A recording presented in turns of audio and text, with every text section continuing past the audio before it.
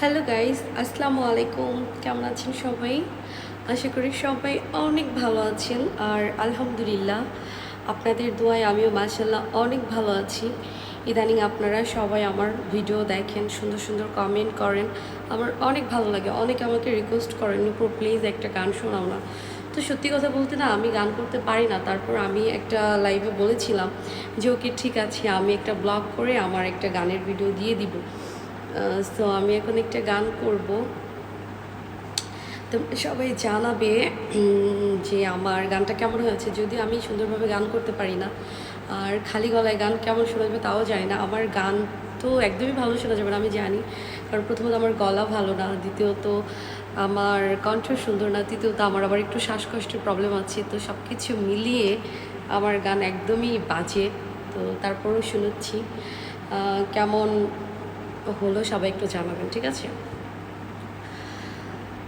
বন্ধু তোর লাইগা রে, বন্ধু তোর লাইগা রে, আবার তোনো জ্বর জ্বর, মনে লাই সারিয়া যাইতাম থুয়া বাড়ি ঘর, বন্ধু তোর লাইগা রে। আর সবাইকে একটা কথা বলতে চাই, মিস নূপুর একটা ফেক আইডি আছে আমার, ওই আইডিতে কেউ ফলো করবেন না, ওটাতে সবাই রিপোর্ট করবেন। এই নূপুর জান, এটা আমার রিয়েল আইডি, ওকে?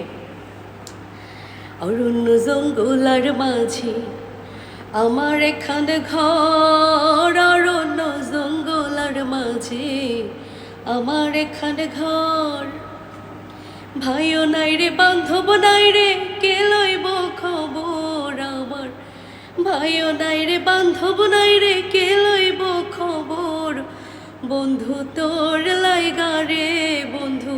অ্যাকচুয়ালি আমার জন্য বন্ধু না বলে এটা বলা উচিত, ফেসবুক তোর লাইগা রে, ফেসবুক তোর লাইগা রে, আমার তোনো জ্বর জ্বর, মনে লাই সারিয়া যাইতাম থুয়া বাড়ি ঘর, বন্ধু তোর লাইগা রে।